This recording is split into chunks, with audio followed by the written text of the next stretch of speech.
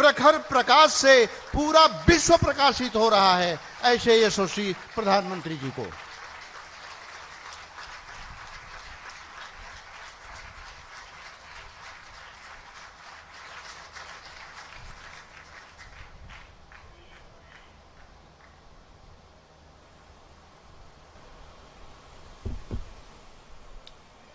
श्री हरि वसुदेव सुतम देवम कंस चाणूरमर्दनम देवकी परमानंदम कृष्णम वंदे जगद्गुरु। उत्तर प्रदेश के राज्यपाल आनंदीबेन पटेल,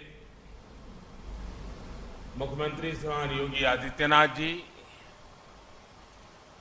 गीता प्रेस के श्री केशवराम अग्रवाल जी, श्री विष्णु प्रसाद जी, सांसद भाई रवि किशन जी, अन्य महानुभाव, देवी और सज्जनों,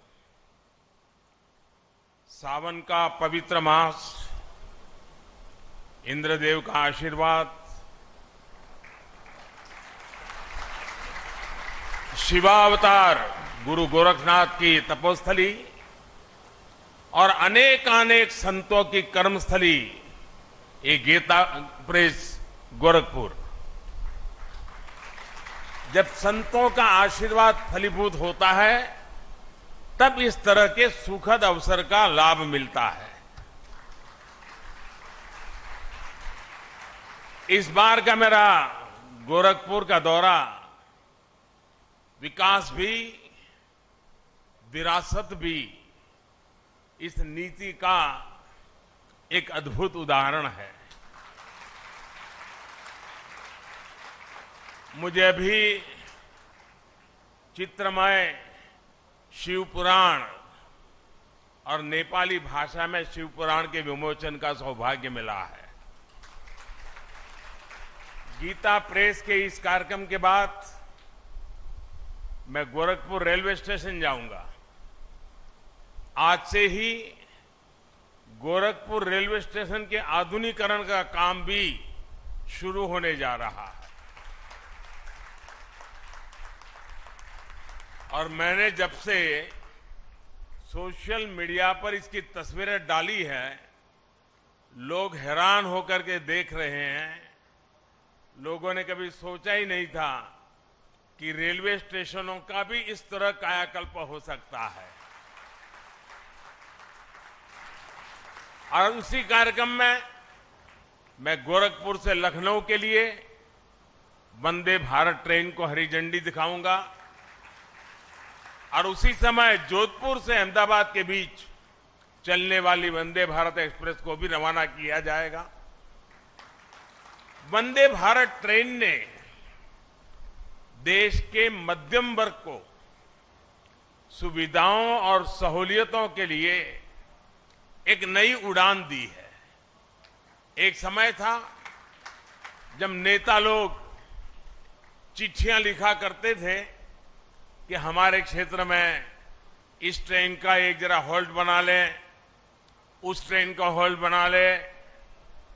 आज देश के कोने कोने से नेता मुझे चिट्ठियां लिखकर कहते हैं कि हमारे क्षेत्र से भी वंदे भारत चलाइए। ये वंदे भारत का एक क्रेज है। इन सारे आयोजनों के लिए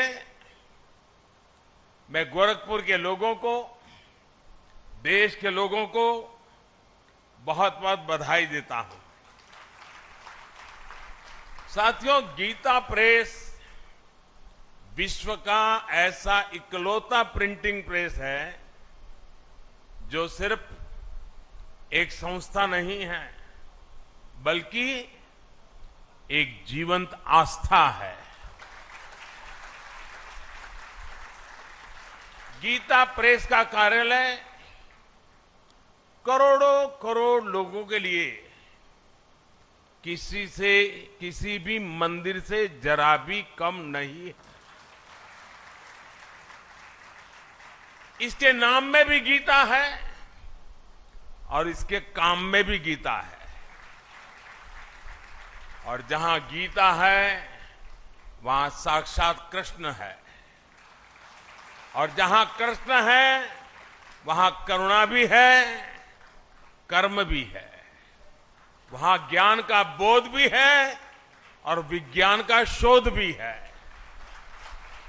क्योंकि गीता का वाक्य है वासुदेवः सर्वम, वासुदेवः सर्वम, सब कुछ वासुदेवमय है, सब कुछ वासुदेव से ही है, सब कुछ वासुदेव में ही है। भाई और बहनों, 1923 में गीता प्रेस के रूप में यहां जो आध्यात्मिक ज्योति प्रज्वलित हुई, आज उसका प्रकाश पूरी मानवता का मार्गदर्शन कर रहा है। हमारा सौभाग्य है कि हम सभी इस मानवीय मिशन की शताब्दी के साक्षी बन रहे हैं। इस ऐतिहासिक अवसर पर ही हमारी सरकार ने गीता प्रेस को गांधी शांति पुरस्कार भी दिया है।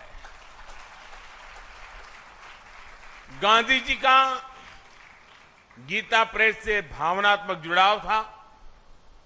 एक समय में गांधी जी कल्याण पत्रिका के माध्यम से गीता प्रेस के लिए लिखा करते थे और मुझे बताया गया कि गांधी जी ने ही सुझाव दिया था कि कल्याण पत्रिका में विज्ञापन न छापे जाएं।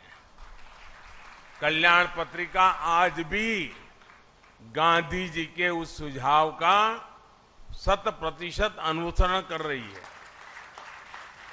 मुझे खुशी है कि आज ये पुरस्कार गीता प्रेस को मिला है।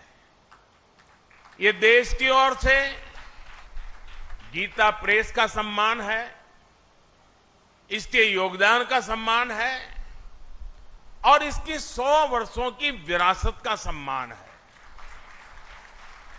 इन 100 वर्षों में गीता प्रेस द्वारा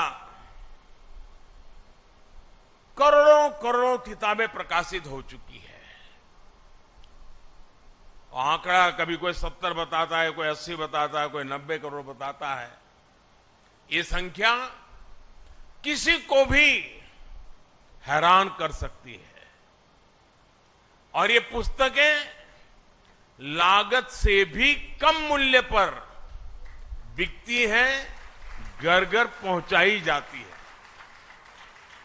आप कल्पना कर सकते हैं इस विद्या प्रवाह ने कितने ही लोगों को आध्यात्मिक बौद्धिक तृप्ति दी होगी, समाज के लिए कितने ही समर्पित नागरिकों का निर्माण किया होगा। मैं उन विभूतियों का अभिनंदन करता हूं जो इस यज्ञ में निष्काम भाव से बिना किसी प्रचार के अपना सहयोग देते रहे हैं। मैं इस अवसर पर सेठ जी, श्री जयदयाल गोयनका जी और भाई जी श्री हनुमान प्रसाद पोद्दार जैसी विभूतियों के प्रति अपनी श्रद्धांजलि भी अर्पित करता हूं। साथियों, गीता प्रेस जैसी संस्था सिर्फ धर्म और कर्म से नहीं जुड़ी है, बल्कि इसका एक राष्ट्रीय चरित्र भी है। गीता प्रेस भारत को जोड़ती है, भारत की एकजुटता को सशक्त करती है। देश भर में इसकी 20 शाखाएं हैं। देश के हर कोने में रेलवे स्टेशनों पर हमें गीता प्रेस का स्टॉल देखने को मिलता है। 15 अलग अलग भाषाओं में यहां से करीब 1600 प्रकाशन होते हैं। गीता प्रेस अलग अलग भाषाओं में भारत के मूल चिंतन को जन जन तक पहुंचाती है। गीता प्रेस एक तरह से एक भारत श्रेष्ठ भारत की भावना को प्रतिनिधित्व देती है। साथियों, गीता प्रेस ने अपने 100 वर्षों की ये यात्रा एक ऐसे समय में पूरी की है जब देश अपनी आजादी के 75 वर्ष मना रहा है। इस तरह के योग केवल संयोग नहीं होते। 1947 के पहले भारत ने निरंतर अपने पुनर्जागरण के लिए अलग अलग क्षेत्रों में प्रयास किए। अलग अलग संस्थाओं ने भारत की आत्मा को जगाने के लिए आकार लिया।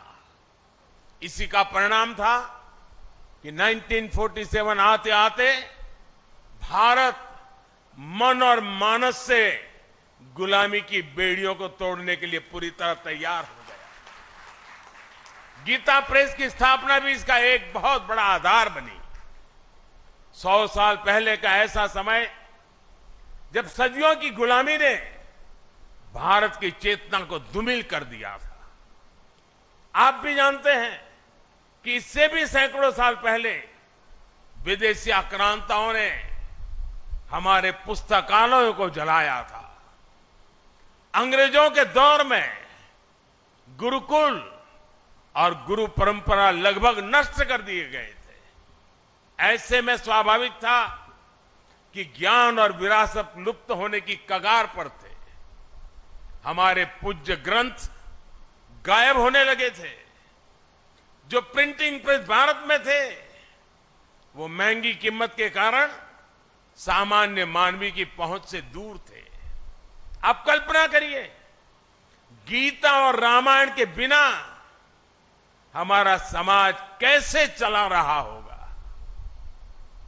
जब मूल्यों और आदर्शों के स्रोत ही सूखने लगे तो समाज का प्रवाह अपने आप थमने लगता है। लेकिन साथियों, हमें एक बात और याद रखनी है।